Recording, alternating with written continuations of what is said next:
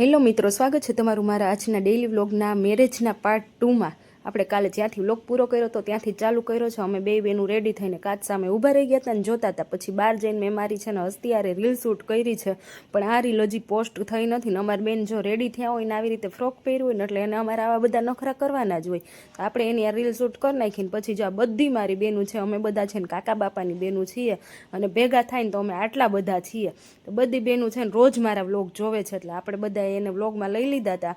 અને પછી અમે આ 5 બેનું છીએ ને સગી બેનું છીએ, અમે કાકા બાપાની જ છીએ એટલે અમે બધા રીલ શૂટ કરી નાખી હતી ને પછી તો હું પતિદેવ બે બેસી ગયા હતા મામેરામાં। કેમ કે આ છે ને મારી ભાભી થાય છે ને મારી નણંદ થાય છે એટલે નણંદને મામેરું દેવાનું હોય, તો હું પતિદેવ બે મામેરું દેવા માટે બેસી ગયા હતા ને એને આપણને વધાવી લીધા અને આપણે તો દઈ દીધું એને મસ્ત મજાનું મામેરું।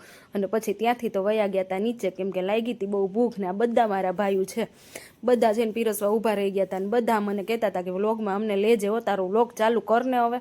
પછી આપણે લઈ લીધા ને આ મારા જીજાજી છે હો એક, એટલે એને પાછા ભાઈમાં ન ગણવાના હોય ને પછી આ બધી બેનું જો રાઉન્ડ વળીને જમવા બેસી ગઈ હતી। મેં કીધું મને તો કોઈક બોલાવો, તો કે હાલ જલ્દી તું થાળી લઈને આવતી રહે, એટલે આપણે થાળી કરી લીધી ને જમવા માટે બેસી ગયા હતા। આ બાજુ મમ્મી મામી ને ભાભી ને સમર ને દીદી ને બધા જમતા હતા અને આપણે જમવા માટે બેસી ગયા હતા।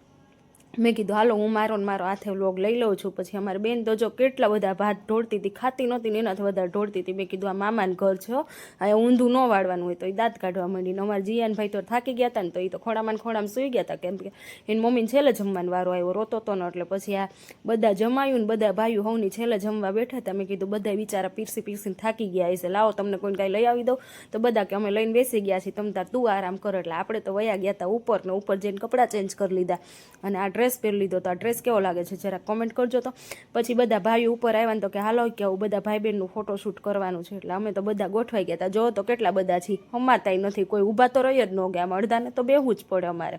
બધાય છે ને દાંત કાઢતા મોજ મસ્તી કરતા ફોટોશૂટ કરાવી લીધું અને આપણે તો કરી લીધી મજા। પછી છે ને ચા હું ભલે ન પીતી હોય પણ મારે ચા ઠારવાનું કામ તો કરવાનું જ હોય, કેમ કે મારે હસ્તી ચા પીવે છે ને એટલે આપણે તો એના માટે ચા લઈ લીધી હતી। હું તો ચા ફૂંક મારીને ઠારતી હતી। પછી તો થઈ ગઈ હતી મારા વરરાજાભાઈની એન્ટ્રી, જો એ તો છે ને કેવો સરસ લાગતો હતો, એને પીઠીમાં બેસાડવા માટે બધા લઈ આવતા હતા ને એન્ટ્રીને કરાવતા હતા।